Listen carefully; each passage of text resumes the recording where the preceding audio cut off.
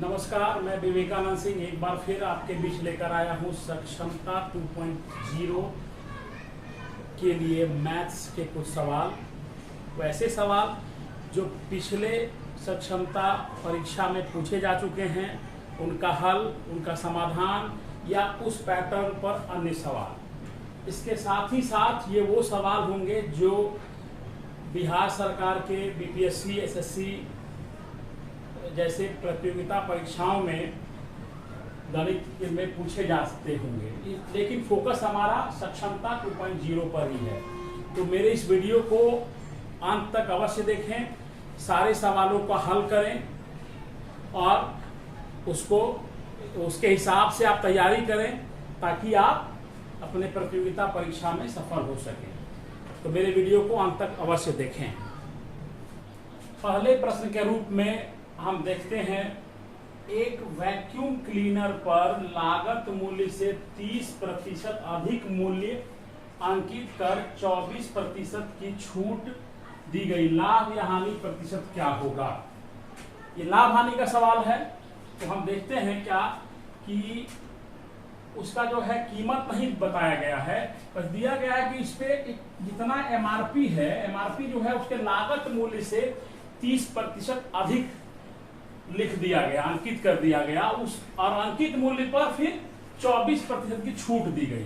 तो ऐसे सवाल में हम क्या करते हैं कि मान लेते हैं कि लागत मूल्य कितना हो गया हमारा, लागत मूल्य 100, तो अंकित कितना हो गया 100, उसमें 30%, मैंने 100 में 30 अधिक, तो 100 में 30 जोड़ देंगे, 130 रुपया, ये अंकित मूल्य हो गया। और छूट हो गया, छूट 24%। अब क्या होगा हमारा विक्रय मूल्य, बेचा कितने में गया, विक्रय मूल्य कैसे निकालेंगे, 100% होता है माइनस डिस्काउंट कितना है 24 बाई 100। जब भी डिस्काउंट हो तो विक्रय मूल्य क्या है 100 माइनस 24 बाई 100 इंटू जो अंकित मूल्य होता है वो। तो ये 0 से 0 कट गया, ये हो गया 76 मल्टीप्लाई 13/10। तो इसको मल्टीप्लाई करेंगे तो 6 के 8 गुना 7 191 8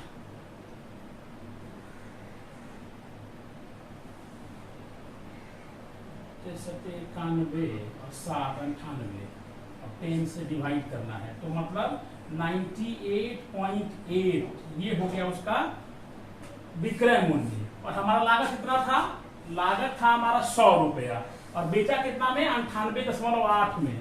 तो 100 में माइनस करेंगे 98.8 बराबर 1.2, ये जो हो गया घाटा हो गया या हानि हो गया, हानि। तो हानि प्रतिशत कैसे निकलता है, हानि हो गया 1.2, हानि प्रतिशत कैसे निकलेगा हमारा, जो हानि होता है इतना, सॉरी हानि होता है बाई लागत मूल्य गुना 100%, तो यानी कि 1.2%, ये हो गया हानि। एक बार फिर से समझिए, जब किसी का लागत मूल्य नहीं दिया है, प्रतिशत में सब सवाल में हो, तो हम 100 मानते हैं, x भी मान सकते हैं, लेकिन 100 मानना आसान होता है हमारा, तो इतना लंबा कैलकुलेशन नहीं भी करना होगा, मैंने समझाने के ख्याल से किया। तो 100 रुपया लागत मूल्य मान लिए हम, 30%, मतलब 100 में 30 ज्यादा अंकित करता है, तो 100 130 कर होगा सीधा, और छूट दे रहा है 24%। तो विक्रय मूल्य बेचा कितने में, तो उसका क्या होता है 100 माइनस जो छूट है वो बाई 100 इंटू जो विक्रय अंकित मूल्य होता है वो अंकित मूल्य कर देते हैं। इसको सॉल्व करके लाएंगे, 98.8 आया। अब 100 रुपया लागत और 98.8 रुपया में बेचा जा रहा है, तो जाहिर सा बात है क्या होगा कि हानि होगा। हानि कितना होगा, 100 में 98.8 माइनस करेंगे तो 1.2 रुपया हानि होगा, 100 रुपया में 1.2 रुपया हानि, तो प्रतिशत वही होता है। 100 में कितना हानि, वही तो प्रतिशत होता है, 100 में कितना वही प्रतिशत होता है, तो हानि प्रतिशत बराबर 1.2%।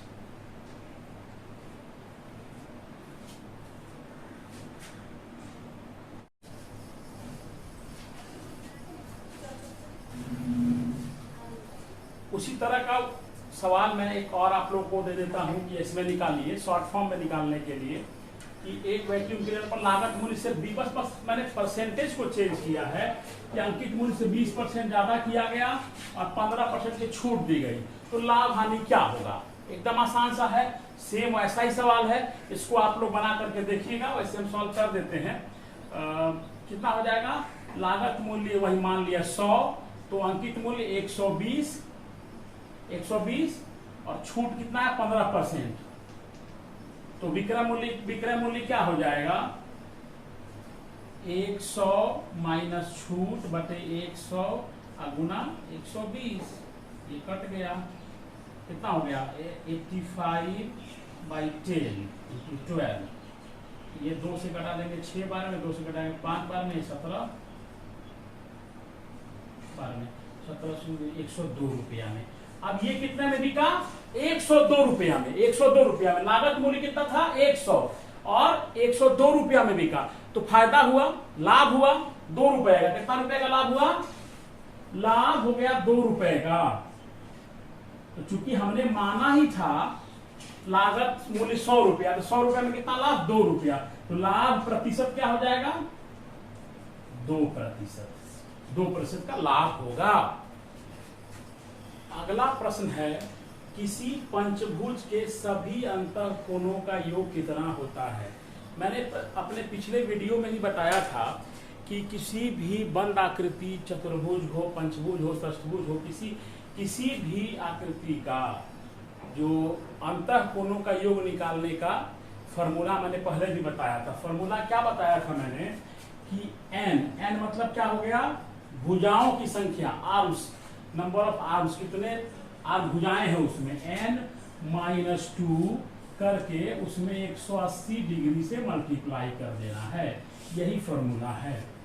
तो उसके अंतःकोणों के योग पता चल जाएगा, अंतःकोणों का योग पता चल जाएगा। तो देखिए अब पंचभुज है, मतलब यहाँ n बराबर क्या हो गया, n बराबर 5 हो गया, तो क्या निकलेगा, अंतःकोणों का योग कितना हो जाएगा 5 घटाओ 2 गुना 180 डिग्री, तो 3 गुना 180, 18 14, 540 डिग्री हो जाएगा। इसके पंचभुज के सभी अंतःकोणों के माप का योग 540 डिग्री होगा।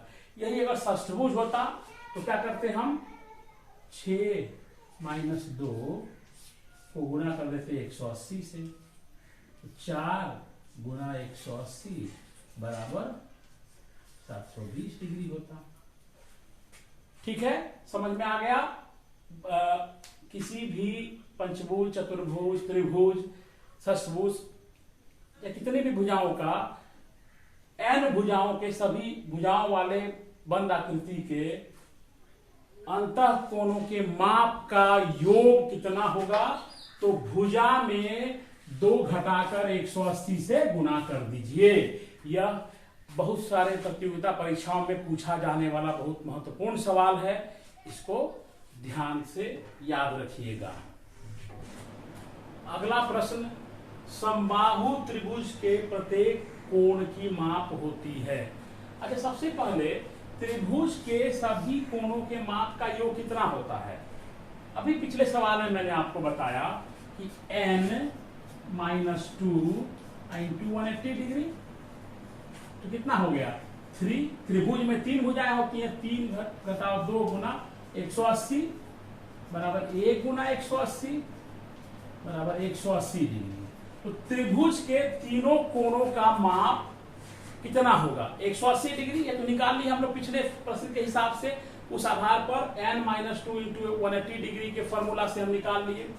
लेकिन जब भी कभी किसी भी बंद आकृति में बाहु के पहले सम लगा हो, भुज के पहले सम लगा हो, सम लगा हो, इसका अर्थ होता है कि उसकी प्रत्येक भुजा, प्रत्येक आर्म उसका बराबर है। जब प्रत्येक भुजा बराबर होगा तो पक्का तौर पे कह सकते हैं हम कि उसका प्रत्येक कोण भी बराबर होगा। तो त्रिभुज में कोणों की संख्या 3 और कुल कितना हो गया उसका प्रत्येक कोण के माप का योग कितना 180 डिग्री। अब कुल कोणों की संख्या 3, अब तीनों बराबर है तो 3 से भाग देंगे, बराबर 60 डिग्री। तो समबाहु त्रिभुज के प्रत्येक कोण की माप होती है कितना 60 डिग्री। उसी तरह अगर कोई और बंधाकृति रहेगा लेकिन वो अभी उसके में भी सम लगा रहे, यदि सम लगा रहे तो सबसे पहले क्या निकालेंगे, उसके प्रत्येक कोणों के माप का योग। इस फॉर्मूले से n माइनस 2 इंटू 180 डिग्री के फॉर्मूले से सबसे पहले हम उसका निकालेंगे कि उसके सभी कोणों के माप का योग कितना है। उसके बाद n से उसको भाग दे देंगे, n से उसको भाग दे देंगे। कहने का मतलब फॉर्मूला क्या आ जाएगा उसमें, यदि किसी सभी बराबर भुजाओं वाले किसी आकृति के प्रत्येक कोण का माप कितना होगा, तो n minus 2 multiply 180 degree by n, भुजाओं की संख्या। भुजाओं में 2 माइनस करो, गुना 180 कर दो, उसको n से भाग दे दो तो वो निकल जाएगा। उसी हिसाब से हमने किया, पहले n माइनस 2 इंटू 180 से निकाल लिए, त्रिभुज का 180 डिग्री आया। अब फिर उसको n हमारा कितना था 3 से भाग दे दिए, 60 डिग्री आ गया। ये फॉर्मूला सिर्फ त्रिभुज पे नहीं, किसी भी बंधाकृति जिसपे की स्ट्रेट लाइन से जो बना हुआ हो, चतुर्भुज, पंचभुज, षष्ठभुज, समषष्ठभुज जो कहते हैं, सम पंचभुज कहते हैं, इसमें सम लगा हो मतलब उसकी सभी भुजाएं बराबर हो, उसके अंतः कोणों का माप निकालने के लिए, प्रत्येक अंतः कोण का माप निकालने के लिए फॉर्मूला हम प्रयोग करते हैं। ये सवाल सक्षमता में पूछा गया है, न सिर्फ सक्षमता में बल्कि अन्य किसी भी प्रतियोगिता परीक्षा के लिए, जो गणित के लिए ये इंपॉर्टेंट सवाल है, इसलिए इसको दिमाग में सेट कर लीजिए। अब यह 2 प्रश्न हैं, ये दोनों ही प्रश्न सक्षमता जो फरवरी महीने में हुई थी, फरवरी और मार्च महीने में, उसमें पूछे गए थे, एक ही सिटिंग के दोनों सवाल। तो हम इसको देखते हैं कितना आसान है, ये एकदम आसान है। देखिए 9 plus minus 4 equal to 1, plus into minus, minus 4 हो जाएगा, 9 में से 4 माइनस करें कितना हो जाएगा 5, प्लस होगा क्योंकि बड़ा है, प्लस का साइन तो प्लस हो जाएगा। उसी तरह अब यहाँ देखेंगे हम क्या, माइनस 56 ब्रैकेट हटा दिए और माइनस 34, चूंकि दोनों का साइन नेगेटिव है, दोनों में एडिशन होगा, दोनों को जोड़ देंगे। 6 4 10 के शून्य हाथ में रहा 1, 5 नाथे 9 माइनस 90, माइनस चिन्ह होगा क्योंकि दोनों नेगेटिव में है, माइनस चिन्ह होगा। ये बिल्कुल आसान है, ये आप आराम से कर सकते हैं। ये दोनों प्रश्न भी पिछले सक्षमता में पूछे गए हैं, वहीं से मैं आप लोग को बीच लेकर आया हूँ। देखिए यहाँ क्या है, -7 + 5 -9, ये भी आसान है, पिछले सवाल के जैसा ही है। तो -7 ब्रैकेट आ दिए, +5 और -9। सबसे पहले निगेटिव वाले को एक साथ कर लेते हैं और प्लस वाले को पहले लिख देते हैं। 5 और माइनस 9, निगेटिव वाला दोनों ऐड हो जाएगा, दोनों का सेम साइन है तो दोनों ऐड हो जाएगा, तो 9 7 16, +5 और -16, 16 दोनों का डिफरेंट साइन है, अलग अलग साइन रहने पे सब्ट्रैक्शन करते हैं, घटाते हैं। 16 में से 5 घटा देंगे तो कितना हो जाएगा 11, साइन 11। यहाँ प्लस लिखते नहीं है, मैंने ऐसे ही लिख दिया था, -11 क्योंकि दोनों में बड़ा का चिन्ह होता है, बड़ा का चिन्ह 11 है। अब यहाँ देखिए, ये दूसरा सवाल हो गया, 5x + 3y और 2x - 2y का योग कितना होगा। तो प्लस करेंगे 2x, solution 5x + 3y + 2x - 2y, तो 5x और 2x कितना हो गया 7x और 3y - 2y, y खाली बचेगा क्योंकि बड़ा वाले का साइन प्लस है, ये हो गया 7x + 2y। ये सब सवाल आसान है, तो एक बार रिवाइज करने की आवश्यकता है, आराम से सॉल्व हो जाएगा। अगला प्रश्न है, दोनों देख रहे हैं आप, सामान्य है, भिन्न का है, वो दशमलव का है, भिन्न का है, समझिए इतना आसान है। इसको बस एलसीएम लेने आपको आना चाहिए। सॉल्यूशन 10, 100 और 100 का एलसीएम, जनरली मिस्टेक क्या लोग करता है, सीधा जोड़ देता है, 100 नीचे दिख गया, 2 3 4 को प्लस कर दिया, 7 3 2 9/100, की गलत हो जाएगा वो। 10 100 का एलसीएम हमारा अगर 100 आता है तो 10 के टेबल में 100 10 बार में आता है, तो 10 को 2 से गुना करेंगे तो 20 होगा यहाँ पे। 100 के टेबल में 100 बार में आता है, एक बार में आता है, इसलिए 3 से 1 को गुना करेंगे प्लस 4, उसी तरह रह जाएगा। तो 20 3 23 4 27/100। अब देखना यह है कि हमारा ऑप्शन किसमें है, फ्रैक्शन में है या दशमलव में है। यदि भिन्न में है तो यही आंसर हो जाएगा। यदि दशमलव में है तो 2 जीरो है, तो जाहिर सा बात है कि 1 2 के पहले दशमलव लग जाएगा 0.27। ये भी आंसर हो सकता है, ये भी आंसर हो सकता है। आपको देखना यह है कि ऑप्शन क्या दिया हुआ है। यहां पर देखिए, यहां पर हमारा क्या है इस सवाल में 8.5 - 625/100। अब ये दशमलव में है और ये भिन्न में है, तो इसको सॉल्व करने के लिए इसको भी दशमलव में करना होगा या फिर इसको भी भिन्न में करना होगा। तो भिन्न में करना थोड़ा मुश्किल होता है, तो आसान काम हम करेंगे, क्योंकि नीचे में 100 है, तो 100 है तो इसको आसान हो जाएगा। 8.5 तो ये हो गया, 2 जीरो है तो 1 2 गिनने के बाद वहां दशमलव आ जाता है, फिर 1 2 के बाद दशमलव। अब 8.5 - 6.25।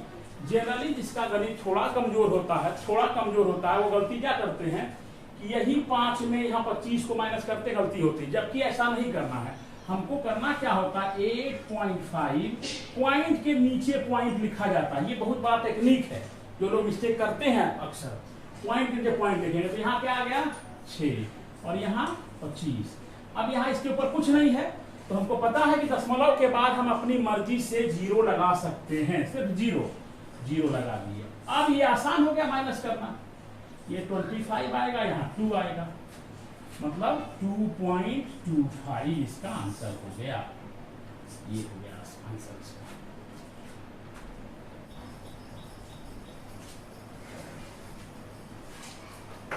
अगला प्रश्न है, रूबी हर दिन 3 किलोमीटर 44 मीटर साइकिल चलाती है। जनवरी के महीने में वो कितने किलोमीटर साइकिल चलाएगी? 3 kilometre 44 metre, 3 kilometre 44 metre cycle चलाती है। तो जनवरी के महीने में, अब जनवरी के महीने कितना दिन होता है? 31। जनवरी के महीने में 31 दिन होता है। कितना एक दिन में कितना चलाती है? 3 किलोमीटर 44 मीटर। और जनवरी में 31 दिन होता है, गुना करेंगे, आ जाएगा हमारा आंसर। लेकिन यहाँ ध्यान देने वाली बात क्या है कि 1 किलोमीटर में कितना मीटर होता है? 1000, मतलब 3 अंक आएगा, 1 2, यहाँ 3 अंक आएगा, 1 2 3, एक 0 अपनी मर्जी से लगाएंगे हम, तब हमारा आंसर बिल्कुल सही आएगा, नहीं तो गड़बड़ हो जाएगा। यही ट्रिक है। यहाँ पर एक 0, ये तो मीटर का हो गया, 0 लगाएंगे। 44 मीटर दिया हुआ है, चूंकि 3 कितना मीटर में कन्वर्ट करते हैं इसको, 3044 मीटर होता, तो 0 छूट जा रहा था, इसलिए हम यहाँ पर 0 लगा देते हैं। कन्वर्ट करने की आवश्यकता नहीं है। अगर यहाँ पर आता 3 किलोमीटर 5 मीटर तो 2 0 लगाते वहां पर, इसको ध्यान देना है।